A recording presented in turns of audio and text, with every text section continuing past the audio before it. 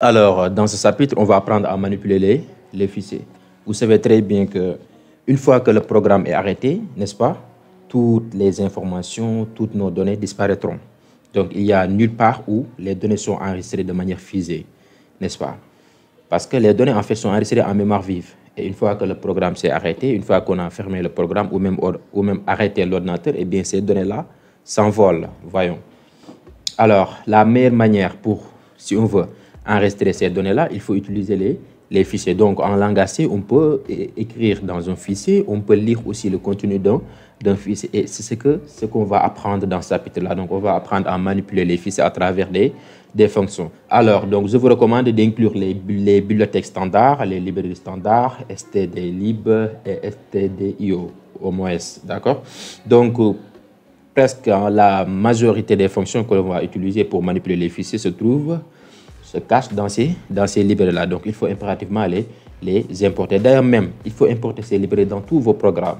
Dans tous vos programmes en langage C, il faut importer ces librairies-là. On est d'accord? Alors, on va voir d'abord comment ouvrir un fichier. Parce que pour pouvoir manipuler un fichier, il faut d'abord l'ouvrir, n'est-ce pas? Et une fois l'ouvrir, on manipule le fichier. Après avoir manipulé le fichier, il faut impérativement aussi le fermer, c'est-à-dire le libérer de la mémoire. On va s'intéresser d'abord à ouvrir un fichier. Comment ouvrir un fichier? Comme je l'ai dit, pour manipuler les fichiers, on se sert des fonctions, d'accord? Des fonctions qui se trouvent dans les librairies standards. Alors, pour ouvrir un fichier, on utilise la fonction fopen.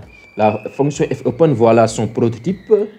Cette fonction renvoie un pointeur qui pointe sur le fichier. Cette fonction prend deux paramètres, le nom du fichier ainsi que le mode d'ouverture. Le mode d'ouverture désigne tout simplement ce qu'on veut faire avec le fichier. Par exemple, si on veut effectuer uniquement la lecture, eh bien, le mode d'ouverture sera la lecture seule. Si on veut effectuer uniquement l'écriture, eh bien, le mode d'ouverture sera l'écriture seule. Si on veut effectuer à la fois la lecture et l'écriture, eh bien, le mode d'ouverture sera la lecture et l'ouverture. On va voir les différents modes, les différents modes d'ouverture, ou bien certains, ou bien les principaux modes d'ouverture. Donc, voilà ce qu'il faut retenir ici, et que cette fonction prend deux paramètres, le nom du fichier à manipuler, à lire ou bien à écrire, dans lequel à écrire, voilà, et le mode d'ouverture. Et là, cette fonction renvoie ce qu'on appelle un pointeur qui pointe sur le fichier là. D'accord. Donc, pour manipuler les fichiers, il y a trois choses à faire impérativement. Trois choses. Il faut ouvrir le fichier. Une fois ouvert le fichier, on teste si l'ouverture a réussi ou pas. C'est-à-dire, on appelle cette fonction-là et on stocke ce que renvoie cette fonction dans une variable. Comme j'ai dit que cette fonction renvoie un pointeur, eh bien, après, on va vérifier si ce pointeur-là est nul ou pas.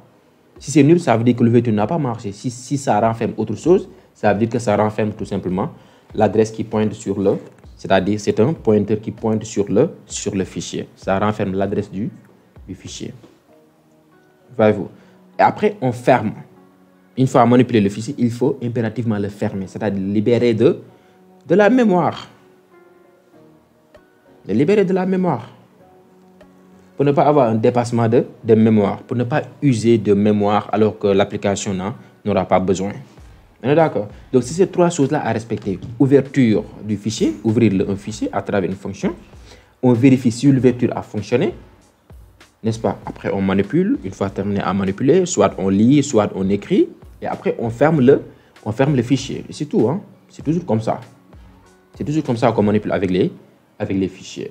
Donc, voilà cette fameuse fonction fopen qui nous permet tout simplement d'ouvrir le fichier. Donc là, ce programme-là renferme déjà, on a déjà déclaré un pointeur appelé fichier qui va contenir tout simplement ce que renvoie cette fonction-là. Ce que renvoie cette fonction, la fonction d'ouverture d'un fichier. Continuons. Et là, donc avant de voir comment ouvrir un fichier, il faut d'abord que vous savez ce que c'est, ou bien ce que sont les modes d'ouverture. De savoir les modes d'ouverture possibles. Voilà, donc attardons-nous un peu aux principaux modes d'ouverture. Donc ici, il y a, si on veut effectuer la lecture seule, on met R. R veut dire read. Read, qui veut dire lecture lire en français. R tout court veut dire lire. Ça veut dire quoi? On veut effectuer que la lecture. Alors, dans ce cas, il faut que le fichier existe. Le fichier doit être créé avant. W, ça veut dire write, écriture seule. Avec W, on ne peut qu'écrire dans le fichier, pas la lecture. L'écriture seule. Voyez-vous, si le fichier n'est pas créé, eh bien, si le fichier n'est pas créé, il sera créé. A, c'est le mode d'ajout. A, on ajoute quelque chose à notre fichier. Donc l'ajout se fait à la fin, on ajoute quelque chose à la fin du fichier. Donc ça n'écrase pas quelque part le contenu du fichier, non. Mais avec A, ce qui veut dire ajout, add en anglais, on ajoute quelque chose à la fin du fichier. Est-ce que vous avez saisi? Il y a aussi A+, qui est ajout en lecture, écriture à la fin. Donc là, avec A+, on écrit et lit en même temps, mais à partir de la fin du fichier. On lit et on écrit, on peut lire et écrire en même temps, mais à partir de la fin du fichier. L+, lecture et écriture. Mais il faut que ce fichier existe déjà. Le fichier doit être créé avant. Donc si on veut effectuer à la fois la lecture et l'écriture, on peut utiliser L+. W+, attention, W+, pourquoi je l'ai marqué en rouge? Parce que c'est un peu dangereux. Ça effectue la lecture et l'écriture, comme le L+, mais par contre avec suppression du contenu au préalable. C'est-à-dire, si notre fichier renfermait quelque chose, eh bien avec W+, ce quelque chose-là sera écrasé. Le contenu du fichier sera écrasé par ce qu'on va peut-être ajouter. Il fait très attention avec W+. Mais en général, on utilise ces trois modes-là. R, c'est pourquoi je l'ai marqué en bleu. R, lecture seule, W, écriture seule, et R+, lecture et écriture. Donc, si vous savez que vous n'allez faire que la lecture de vos fichiers, utilisez R+, R tout court, au lieu de R+, pour plus de sécurité. Comme ça, vous n'allez pas donner l'autorisation à écrire dans le fichier, vu que vous voulez vous contenter uniquement de la lecture, voyez-vous. Donc, les principaux modes d'ouverture en général qu'on utilise, c'est la lecture seule, R, écriture seule, W. W veut dire write. Write en anglais, c'est écrit en français, voyons. R+, c'est la lecture et écriture en même temps, voilà. Donc, si vous voulez utiliser W+, parce qu'il y a des cas, ça va être très utile si on veut écraser le contenu du fichier avant d'y ajouter quelque chose. Mais quand même, il faut faire très attention parce que la suppression, on ne demande pas la suppression, comment dirais-je, on ne demande pas la permission de supprimer. On supprime automatiquement le contenu. Donc, il faut faire très attention avec W+. Et je vous dis, ce ne sont pas seulement ces modes d'ouverture, hein. Ce sont les principaux modes d'ouverture. Il y en a d'autres. On est d'accord? Alors maintenant là, on peut s'intéresser à ouvrir notre fichier. C'est-à-dire à appliquer la fonction fopen. Vu que son premier paramètre, c'est le nom du fichier. Le deuxième paramètre, c'est le mode d'ouverture. Donc là, on a mis L+. Ça veut dire quoi? Donc on peut lire et écrire en même temps dans le fichier. Et là, qu'est-ce que vous avez remarqué? On a stocké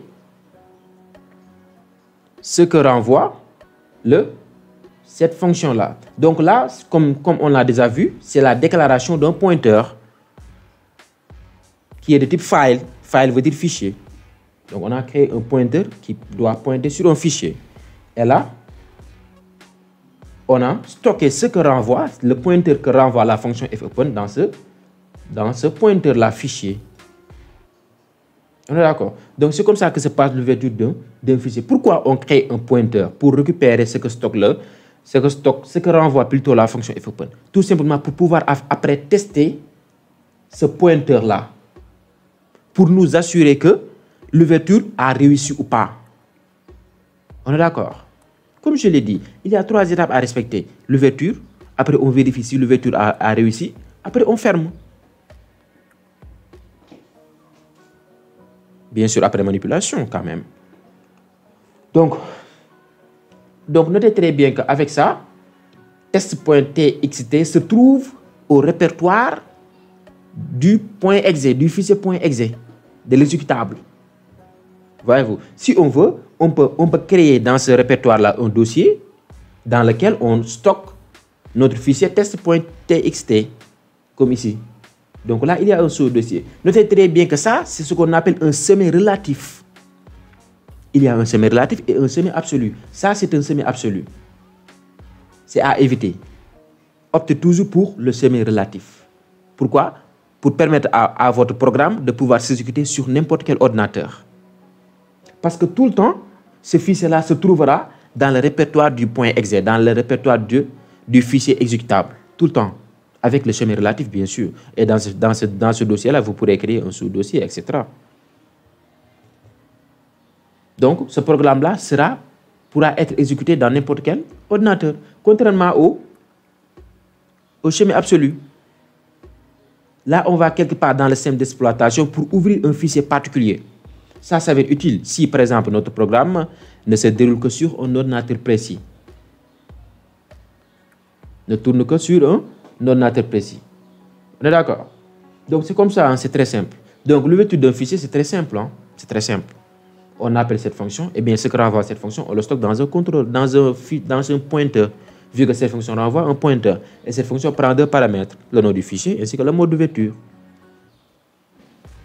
Donc là, ce mode d'ouverture dit qu'on veut effectuer la lecture et lecture en même temps. Continuons. Donc là, on a ouvert notre fichier. On va tester si l'ouverture a marché ou pas. Comment tester?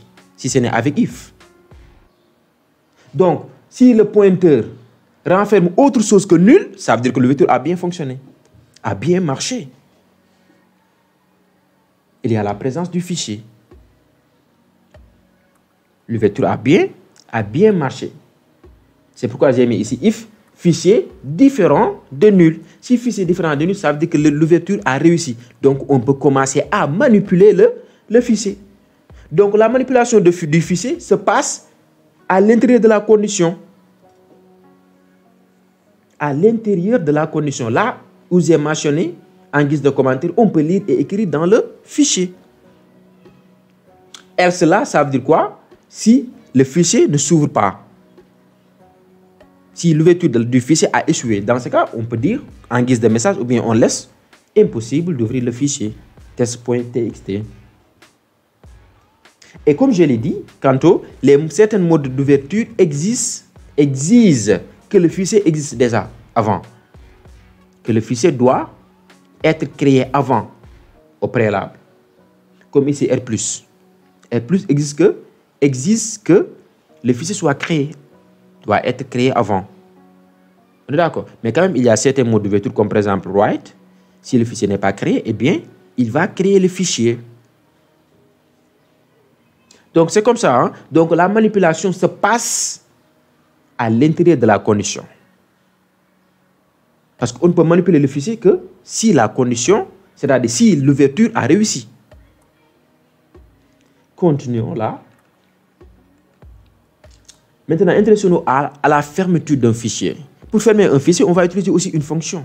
Comme je l'ai dit dès le début, on va manipuler un fichier on va manipuler des fichiers à travers des fonctions. Donc, pour fermer un fichier, on utilise la fonction fclose qui renvoie un entier. Bon, d'habitude, je n'ai pas l'habitude D'habitude, je ne teste pas si le fichier est bien fermé ou pas. D'habitude, je ne teste pas ça. Parce que pour moi, c'est un peu inutile, quoi. Si le fichier normalement est bien ouvert, il sera bien fermé. Donc là, le prototype de la fonction qui sert de fermer un fichier, voilà. Cette fonction s'appelle fclose. F veut dire file, close veut dire fermer ou fermer. N'est-ce pas? Ça renvoie un entier, comme je l'ai dit, et ça prend en paramètre le pointeur qui pointe sur le fichier. C'est-à-dire notre pointeur fichier. Notre pointeur fichier. Voilà. Donc, on met fclose, entre parenthèses, notre pointeur fichier. Après avoir terminé les manipulations. Donc, forcément, cette fonction-là se trouve donc tout en bas du bloc de la condition if. Du bloc de la condition qui vérifie si le fichier a réussi à s'ouvrir. Est-ce que vous avez saisi? Donc, cette fonction-là renvoie 0 si la fermeture a marché. Si la fermeture a marché, ça renvoie 0. Ou bien, s'il y a une erreur, si la fermeture a échoué, ça renvoie EOF, qui veut dire end of file.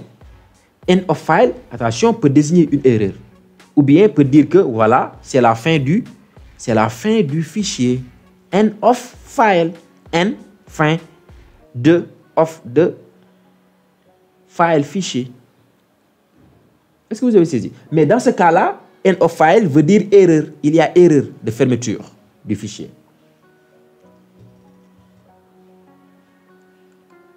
Donc voilà les 3 étapes à respecter. Le minimum pour manipuler un fichier. L'ouverture, on vérifie si l'ouverture a fonctionné, a marché ou pas. Après, on ferme le fichier. Et avant de fermer, on manipule le fichier, voyons. Donc là, vous voyez, cette ligne-là, c'est la déclaration de notre pointeur qui stocke ce que renvoie la fonction fopen. Voyez, et là, c'est le test pour voir si le fichier, si l'ouverture a réussi.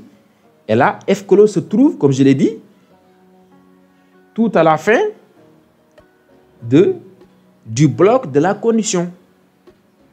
Voyez. Donc là, j'ai fait exprès de ne pas mentionner le else. Vous pouvez le mettre, hein, ça va de soi. Vous pourrez le mettre comme. Ou bien vous faites comme moi. On est d'accord? Donc c'est comme ça. Hein? C'est ce qu'il faut retenir.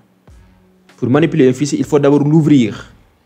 Et après, on vérifie si l'ouverture a fonctionné. Si l'ouverture a fonctionné, eh bien, on peut manipuler notre fichier. Et après, le fermer.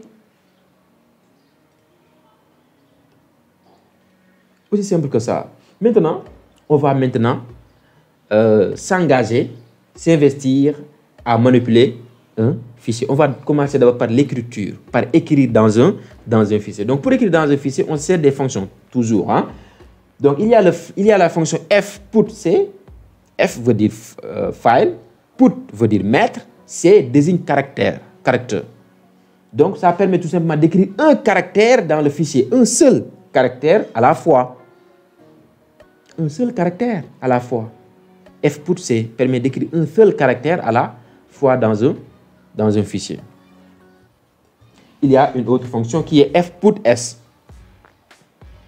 Fputs, le S désigne tout simplement string, chaîne de caractères. Donc, cette fonction permet d'écrire une chaîne dans le fichier. Il y a fprintf. Fprintf qui écrit une chaîne formatée dans le fichier. Une chaîne formatée dans le fichier. On a vu sprintf lorsqu'on voyait le chapitre intitulé les chaînes de caractères, n'est-ce pas? Sprintf qui permet d'écrire dans une chaîne un texte formaté. Un texte formaté, n'est-ce pas? C'est-à-dire, une chaîne formatée, ce n'est rien d'autre qu'une chaîne qui peut renfermer les valeurs de certaines variables. Voilà. C'est ce qu'on appelle une chaîne formatée. C'est une chaîne qui peut renfermer les valeurs de certaines variables.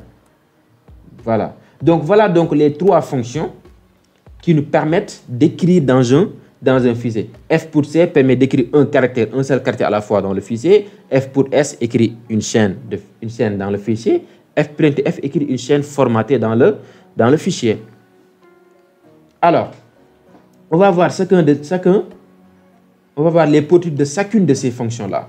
Alors, le prototype de la fonction fputc, c'est très simple. Donc, vous voyez, cette fonction renvoie un entier, int. Donc, elle prend plutôt en paramètre le caractère à saisir dans le fichier et le pointeur qui pointe sur le fichier, si vous voulez le fichier. Cette fonction prend 2 paramètres, le caractère à saisir dans le fichier et le fichier, le pointeur qui pointe sur le fichier. Tout simple que ça. Voyons un exemple. Donc voilà. Donc la manipulation se passe, comme je l'ai dit, à l'intérieur dans le bloc de la condition. De la condition fichier différent de nul. Voyez. Donc là, on a mis fputc à fichier. Donc on a mentionné A majuscule dans notre fichier. Test.txt. Ben, vous allez me demander peut-être si le format du fichier doit être toujours txt. Non, ça peut être n'importe quel format. L'essentiel qu'il soit un fichier. Ça peut être un format Word, par exemple. On est d'accord? Donc là, F pour C a fichier. Ça a écrit dans le fichier. Ça a écrit A dans le fichier. Donc là, on n'a pas besoin de créer une variable pour stocker le retour de cette fonction. Donc, le compilateur, une fois arrivé à ces lignes-là, il va écrire dans le fichier test.txt la lettre A. Et là, après, il ferme. Voilà. Donc, si on ouvre là, le fichier test.txt, on aura A. Tout court.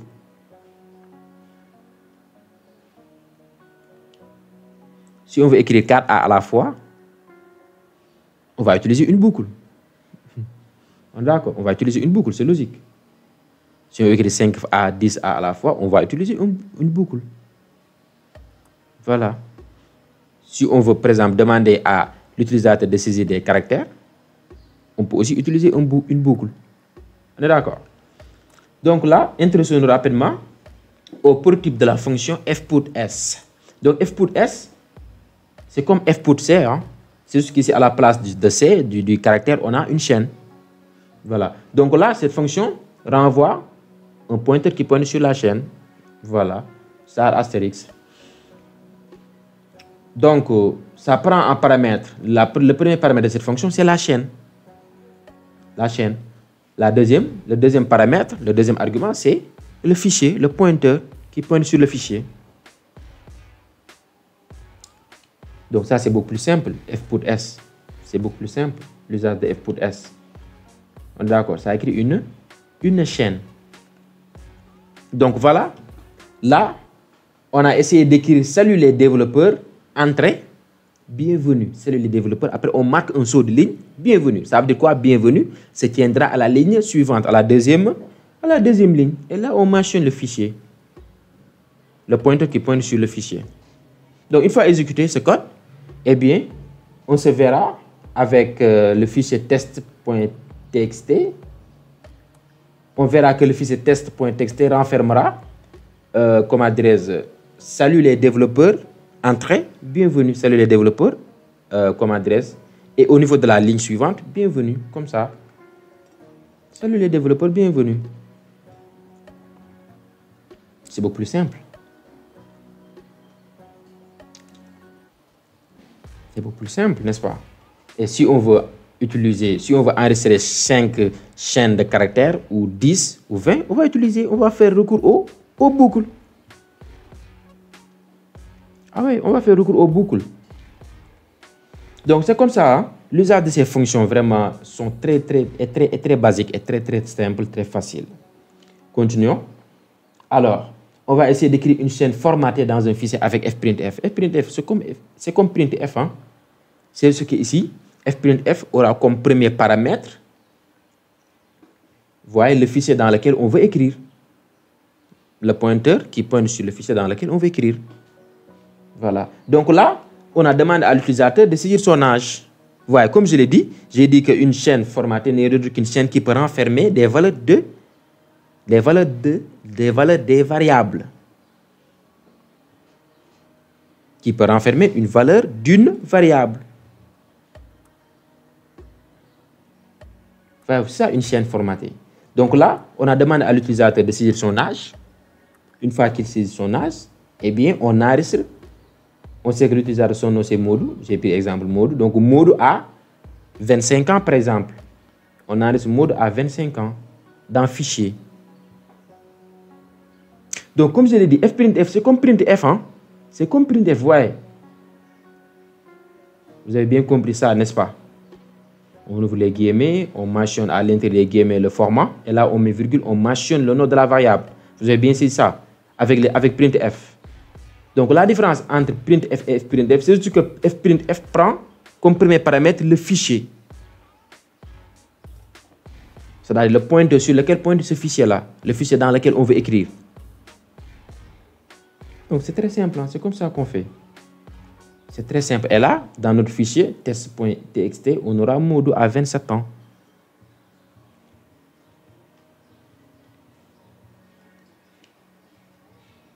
Modou à 27 ans. Donc là, on a utilisé le mode d'ouverture write. On a utilisé le mode d'ouverture, write.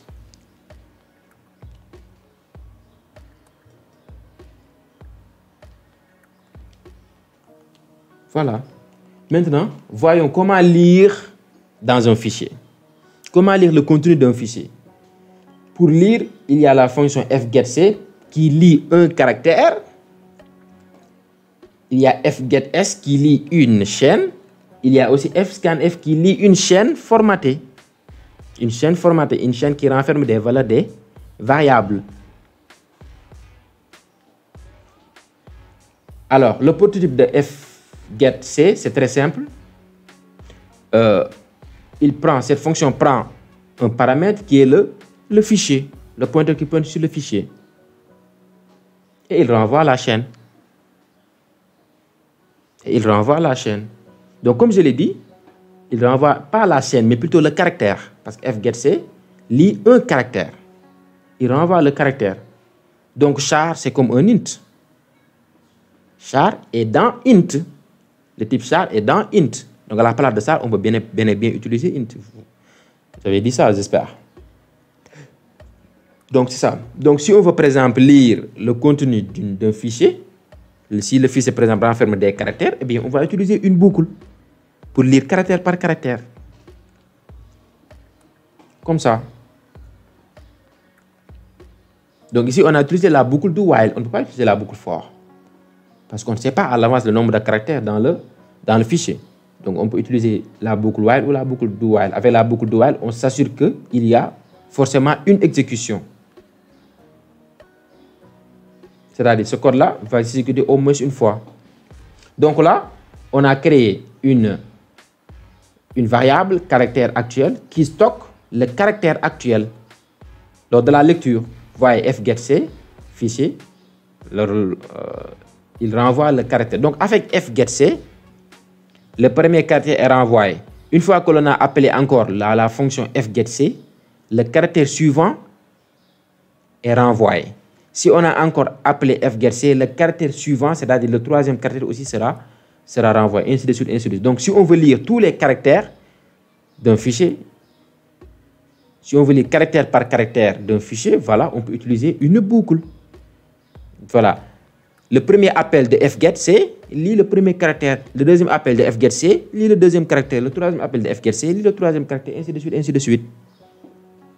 Jusqu'à ce que il n'y a plus de caractère à lire, jusqu'à ce que la chaîne, jusqu'à ce que le fichier est vide, jusqu'à ce que le fichier plutôt est fini. Jusqu'à ce qu'on a lu tous les caractères. End of file.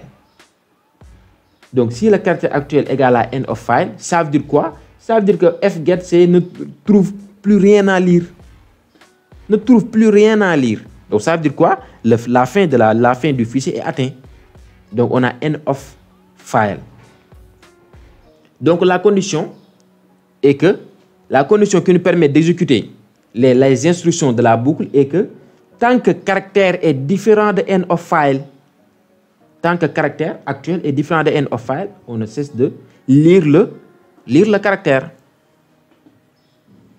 Si caractère égale end of file, ça veut dire quoi? C'est la fin du fichier. On ne trouve plus rien à lire. Donc, on sort de la boucle. Voilà, donc ici, si on lit notre fichier test.txt, on a un mode à 27 ans. C'est comme ça. Donc, on a effectué la lecture caractère par caractère à travers une boucle et la fonction fgetC. Mais pour être simple, on pourrait utiliser la fonction fgetS qui lit une chaîne d'un coup. Donc, avec fgetCS, comme on va le voir, on n'a pas besoin de lire caractère par caractère. On lit une chaîne, une ligne au maximum. On lit une ligne au maximum. Donc ici, la fonction fgetS renvoie une chaîne de caractères. Donc, notez très bien qu'ici, il y a un autre paramètre qui est un peu particulier. Vous voyez, le premier paramètre de cette fonction, c'est la chaîne. C'est-à-dire la chaîne dans laquelle on stocke ce qu'on lit du fichier. La chaîne dans laquelle on stocke ce qu'on lit du fichier. C'est une variable. Ce qu'on lit, on le stocke dans chaîne. Donc après, on va afficher chaîne. Est-ce que vous avez saisi? Le deuxième paramètre, c'est le nombre de caractères à lire. Donc, avec la fonction fgetS, on peut préciser, on peut dire, bon, on veut lire 100 caractères. Ça veut dire quoi? On ne va pas lire plus de 100 caractères. Ça a une utilité, une grande utilité. Parce qu'avec ça, on ne pourra pas avoir, par exemple, un débordement de mémoire. Parce qu'il faut que le nombre de caractères lus ne doit pas dépasser à la taille de la chaîne. Sinon, on aurait dépassement de mémoire. Et bien là, notre programme va se planter. Est-ce que vous avez saisi? Donc, on ne peut pas lire au-delà de la taille de la chaîne. Si on met, par exemple, la taille de la chaîne, 100 caractères, et là, nombre de caractères, on met, par exemple, 1000. Si on lit 1000 caractères, où est-ce qu'on va les stocker? On ne pourrait pas les stocker dans chaîne parce que c'est sa capacité, c'est 100 caractères. On aurait débordement de mémoire. Du coup, notre programme va se planter. Est-ce que vous avez saisi? Et là, en troisième paramètre, on mentionne le pointeur qui pointe sur le fichier à lire. Donc, c'est très simple. Mais notez très bien qu'avec fgetS lit une ligne au maximum. fgetS lit une ligne au maximum. On va tâtonner un peu le nombre de caractères à lire, par exemple. Supposons que chaque ligne ne va pas dépasser 1000 caractères, par exemple. Donc, on pourrait mettre 1000 caractères pour nous assurer qu'on va lire carrément la ligne. Maintenant, si on veut lire le fichier tout entier, qui renferme, par exemple, 100 lignes ou bien 10 lignes, eh bien, on va utiliser une boucle. On va utiliser une boucle pour lire tout le contenu du fichier. Donc, cette fonction est très intéressante, hein, fgetS. J'aime beaucoup cette fonction fgetS. J'aime beaucoup cette fonction fgetS. Parce que ça nous suffit largement, vraiment, pour lire le contenu d'un fichier. Pour lire dans un fichier. Alors, voyons un exemple concret. Donc là, qu'est-ce que vous avez noté là en haut? Les define. Donc, on a défini une constante de préprocesseur, la taille max d'un tableau. On a défini la taille max de notre chaîne de caractères. La chaîne de caractères qui va stocker ce qu'on va lire du fichier. Qui va stocker ce qu'on va lire dans le fichier. Qui va stocker chaque ligne du fichier. Voilà. Donc ici, on a mis taille max égale 1000. D'accord? Là, on a déclaré notre chaîne et on l'a initialisé. Comme ça, chaîne vide. C'est ça la déclaration d'une chaîne de caractères. C'est comme un tableau. C'est comme on déclare un tableau. Voilà. Et là, on a utilisé fgetS qui prend en paramètre la chaîne dans laquelle on écrit ce qu'on lit dans le fichier. Voilà. Et taille max. Vous voyez ici l'importance de définir une constante de préprocesseur. Sinon, on va mettre ici 1000 et là 1000. Et supposons après quelques instants, quelques moments, on veut par exemple changer 1000 à 2000. Parce qu'on sait que notre fichier renferme des lignes très longues dont le nombre de caractères dépasse 1000. On peut mettre par exemple 1500. Donc on est obligé de mettre ici 1500 et là aussi 1500. Alors qu'avec les define, avec les constantes de préprocesseur, on va modifier qu'à cet endroit-là. On va modifier qu'à cet endroit-là. Vous voyez? Et là encore, ça permet qu'on a exactement le nombre de caractères à lire qui est égal à la taille de la chaîne. Ça veut dire qu'on s'est assuré carrément qu'il n'y aurait pas de dépassement de mémoire. La fonction ne va pas lire un nombre de caractères qui dépasse la taille de la chaîne dans laquelle on stocke ce que cette fonction lit dans le fichier. Est-ce que vous avez saisi? Donc, ayez l'habitude ici, dans ce cas, d'utiliser une constante de préprocesseur. Voilà. Donc fgets prend en paramètre la chaîne, la taille max qui est 1000 et le fichier. Et la taille de la chaîne est égale à 1000. Forcément, il n'y aura pas débordement de mémoire, dépassement de mémoire. Et là, on affiche la chaîne, print f, pourcentage s, le format qui sert d'afficher une chaîne. Et là, on mentionne la chaîne, notre variable. Aussi simple que ça, hein? Aussi simple que ça.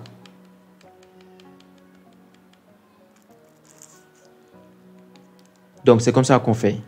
C'est comme ça qu'on utilise fgetS. Get veut dire obtenir. Donc, pour lire une chaîne, on utilise fgetS. Pour écrire dans une chaîne, on utilise fputS. Put veut dire mettre. Get veut dire obtenir. Récupérer si vous voulez. Donc, et là, qu'est-ce qu'on aura comme exemple? Modou a 27 ans. Donc, ici, on n'a pas utilisé une boucle. Parce qu'on sait que notre fichier renferme qu'une seule ligne. Ou bien on veut lire tout simplement la première ligne uniquement. Si on veut lire toutes les lignes, et bien là, on va utiliser une boucle. Comme là, comme ici.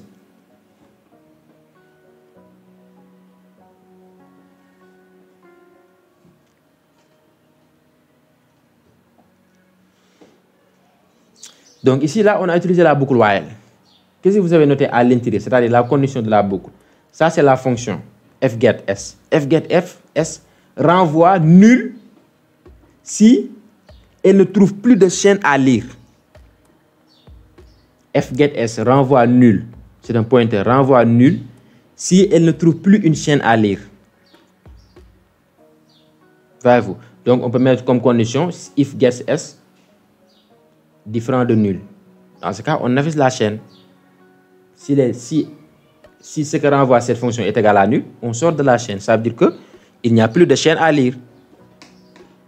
Est-ce que vous avez saisi? Donc là, ce n'est pas end of file, mais plutôt nul.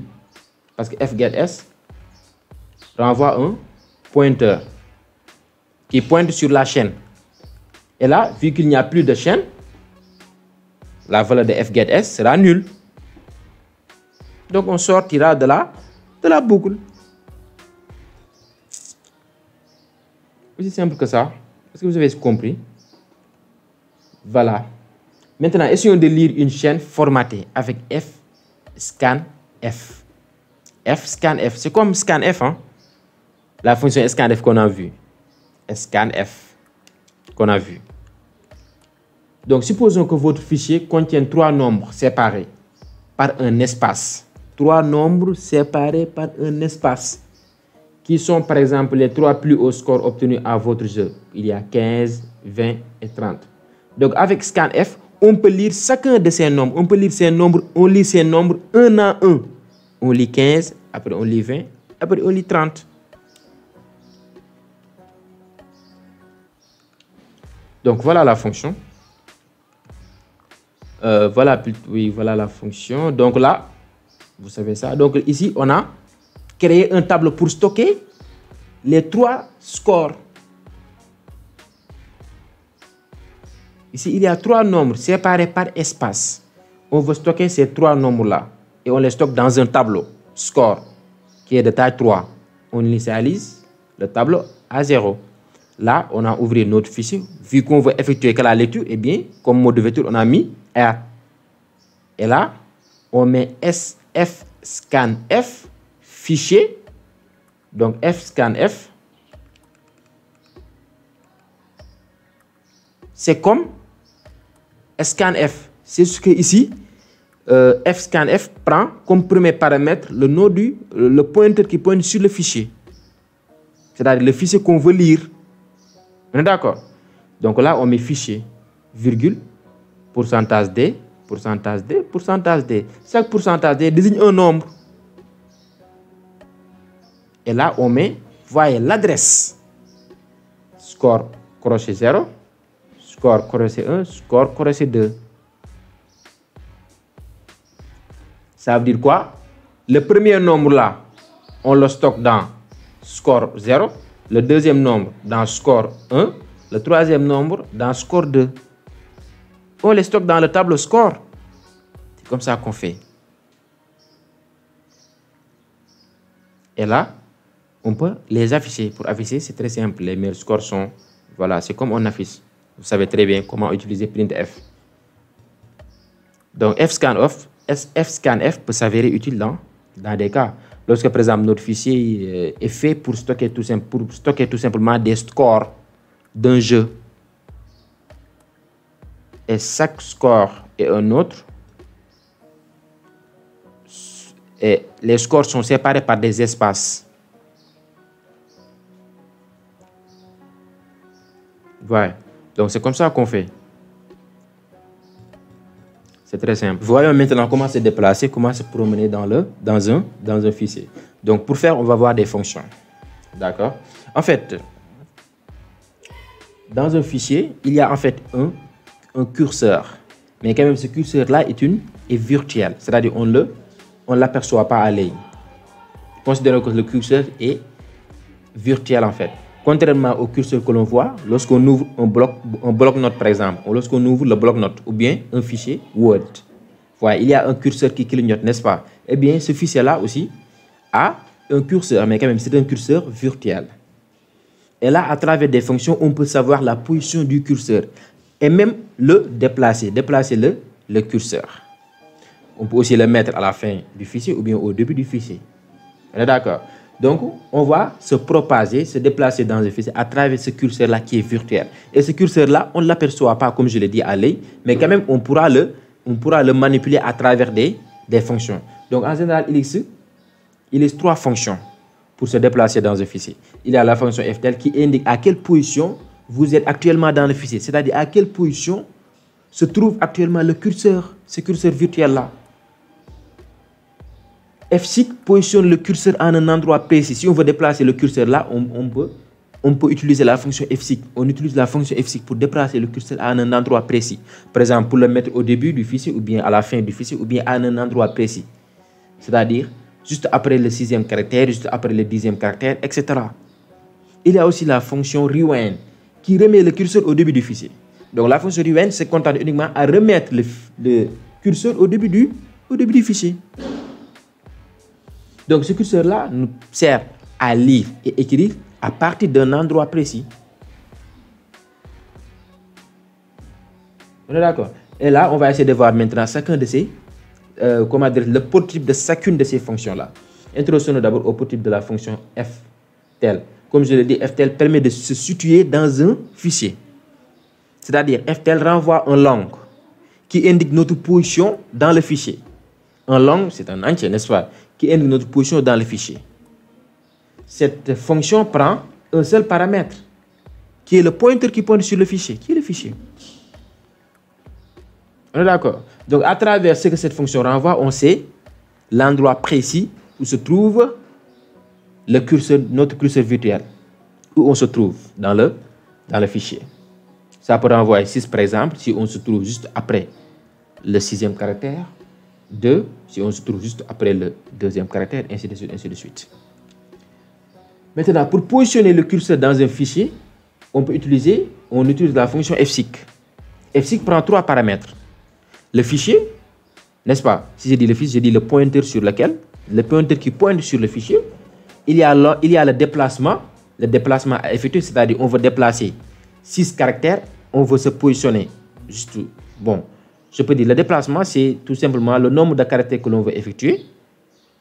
Par exemple, on veut se déplacer 6 caractères après, ou bien 6 caractères avant, par rapport à l'origine, qui est le 3e paramètre. Donc ici, origine peut être le début du fichier, ou bien la fin du fichier, ou bien un endroit précis du fichier. Mais en tout cas, le déplacement aura lieu à partir de l'origine. On se déplace à partir de l'origine. Soit on déplace en avant, c'est-à-dire vers l'avant, soit on déplace en reculant, c'est-à-dire vers l'arrière par rapport à l'origine. C'est pourquoi le paramètre de déplacement, le nombre de déplacements peut être un nombre positif pour se déplacer en avant, comme je l'ai dit, par rapport à l'origine, ou bien nul. Dans ce cas, c'est exactement l'origine.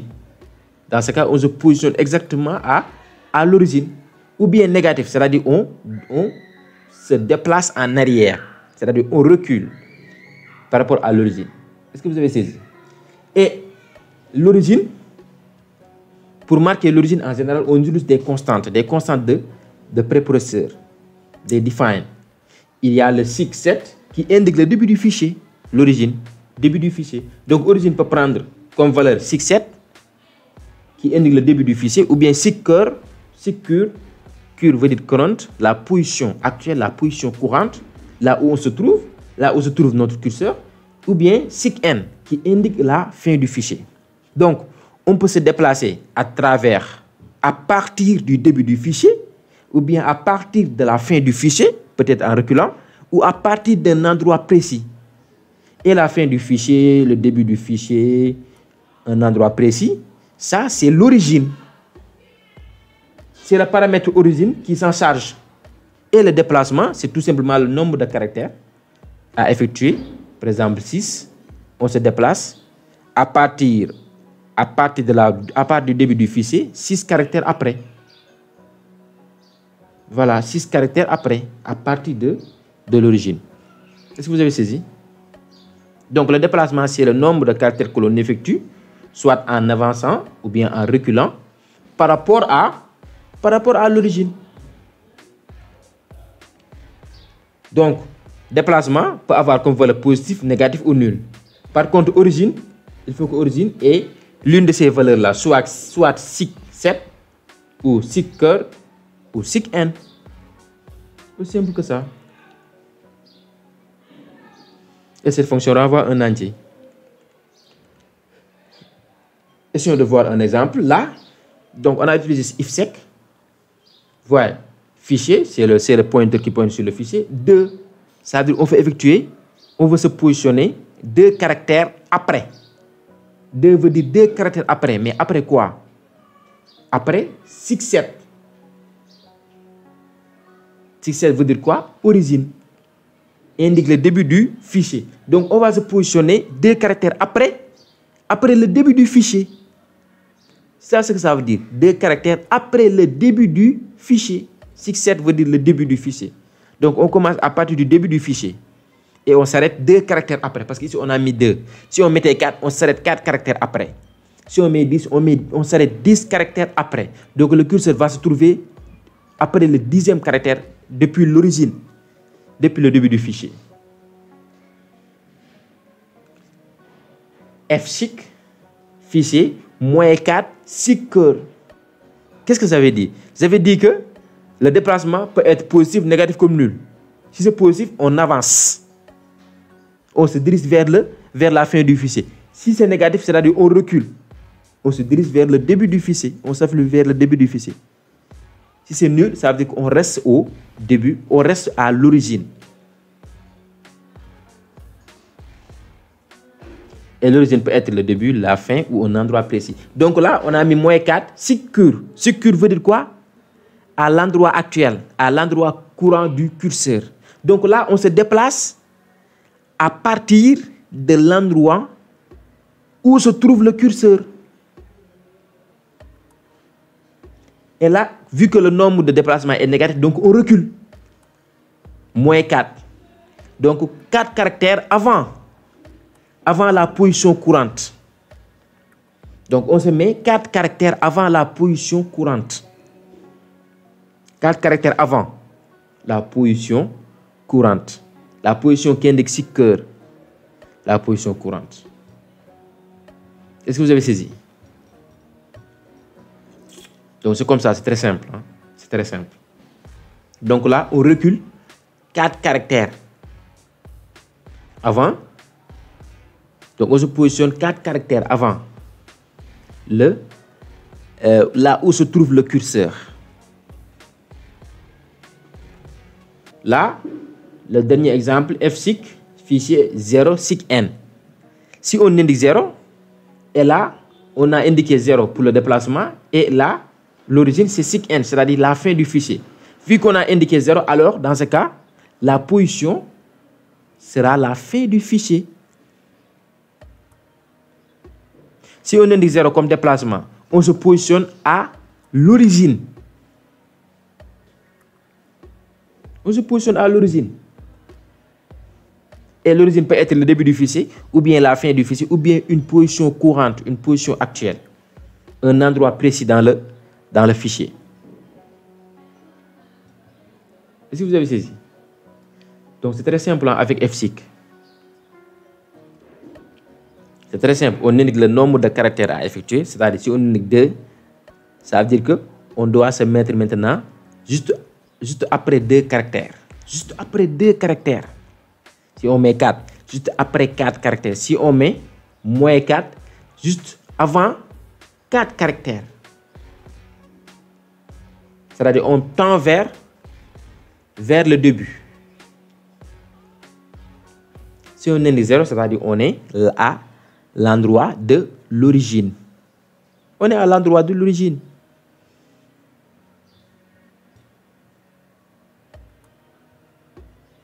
C'est comme ça qu'on fait, c'est très simple. Maintenant, pour replacer le curseur au début du fichier, on utilise la fonction rewind. La fonction rewind prend un seul paramètre qui est le fichier. Le pointeur qui pointe sur le fichier. D'accord. Donc, le fait d'utiliser, par exemple, donc, comme je l'ai dit, rewind replace le curseur au début du fichier. Donc, à la place de rewind, on peut utiliser fseek. Mais comment? En mettant ici 0. Et là, au lieu de mettre seek n, on met seek 7.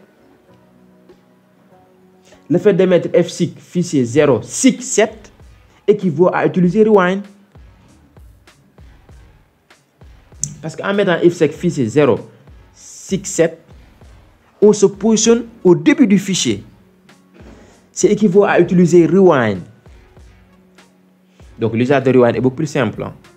Parce que rewind ne prend que seul paramètre, le nom du fichier. Ou si vous voulez le fichier, ou le pointeur qui pointe sur le fichier. Aussi simple que ça. Donc permettez-moi de répéter ici un peu. Voilà. Avec fseek, le déplacement indique tout simplement la position où on va se mettre. On se déplace par rapport à l'origine. Et l'origine peut être le début du fichier, la fin du fichier, ou bien un endroit précis du fichier. Donc le nombre que l'on va mentionner dans déplacement indique le nombre de caractères à effectuer.